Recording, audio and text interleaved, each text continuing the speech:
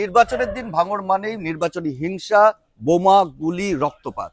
সেই ভাঙড়ে এই 2026-এর নির্বাচনে কমিশন কি আদৌ শান্তি রক্ষা করতে পারবে, সেই প্রশ্নটা সবার আগে। এবং সেই জায়গায় দাঁড়িয়ে আমি এখন ভাঙড়ের যে সাতুলিয়া মাদ্রাসার সামনে দাঁড়িয়ে রয়েছি। ফুলিয়া মাদ্রাসায় যেখানে 3টে বুথ রয়েছে, সেখানে ভোটদাতাদের উৎসাহ কিন্তু চোখে পড়ার মতো। সকাল থেকেই কিন্তু লম্বা লাইন পড়ে গেছে।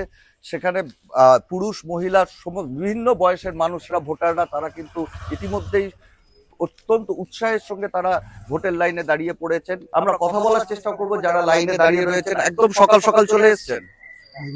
5টার সময় চলে এসেছে।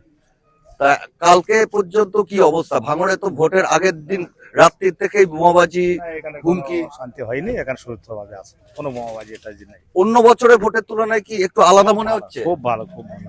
এবার ভালো হবে, কোনো পাবলিক কোনো ভয় টয় থাকবে না, কোনো ঝামেলা ঝঞ্ঝাট হয় না, ভালো হবে ভোট। এই সাতুলিয়া মাদ্রাসায় তো গত নির্বাচনে একটু গন্ডগোল হয়েছিল। গত নির্বাচনে হয়েছিল, এবার আর কোনো নেই। তা গোটা এলাকাতেই কি এখন ঠান্ডা? ভালো আছে। এলাকার মানুষ দাবি করছেন যে ভাঙড় মানে নির্বাচনের আগের বেশ কয়েকদিন আগে থেকেই শুরু হয়ে যায় রাজনৈতিক একটা উত্তাপ তৈরি হয়। সেখানে প্রতিদ্বন্দ্বী রাজনৈতিক দলগুলোর মধ্যে সংঘর্ষের ঘটনা ঘটে এবং রক্তপাত, বোমাবাজির মতো ঘটনা ঘটে।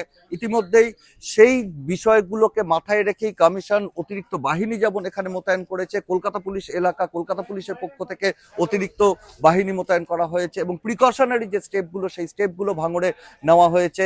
এবং যেটা আমরা জানতে পারছি যে এনআইএর পক্ষ থেকে স্বতঃপ্রণোদিতভাবে ভাঙড়ে সেখানে একটি আলাদা বাহিনী রাখা হচ্ছে, এনআইএ গোয়েন্দাদের। কারণ ইতিমধ্যেই ভাঙড়ের একটি বোমা বিস্ফোরণের মামলা তদন্তভার এনআইএ গ্রহণ করেছে। কারণ কিছুদিন আগেই, নির্বাচনের আগে, ভাঙড়ে একটি বোমা বিস্ফোরণের ঘটনা ঘটে এবং সেখানে একজনের মৃত্যু হয় এবং তার পরবর্তীতে বেশ কিছু বোমা তৈরির মশলা সেগুলো উদ্ধার করা হয়। এবং সেই জায়গা থেকে কমিশন আজকে এই চ্যালেঞ্জের মোকাবিলা কিভাবে করে, অর্থাৎ ভাঙড়কে শান্তিপূর্ণ রাখতে কেন্দ্রীয় বাহিনী এবং কমিশন এবং রাজ্য প্রশাসন তারা কি স্ট্র্যাটেজি নেয়, সেটাই দেখার। ভাঙড়ে যেমন হয় যে ভোটের আগে কয়েকদিন আগে থেকেই একটা চাপা উত্তেজনা, এইরকম তো এবারে হয়নি। যেটা চাপ উত্তেজনা হয় না, সেটা তো এবারে দেখা দেয়নি, বুঝলেন। সবাই শান্তি শৃঙ্খলা বজায় রেখেই চলছে। তো মানে সেটা কার কৃতিত্ব? সেখানে কি বাহিনীর কৃতিত্ব, না রাজনৈতিক দলগুলো অনেক সংযত? রাজনৈতিক দলগুলোও তো সমঝোতার মধ্যেই রয়েছে।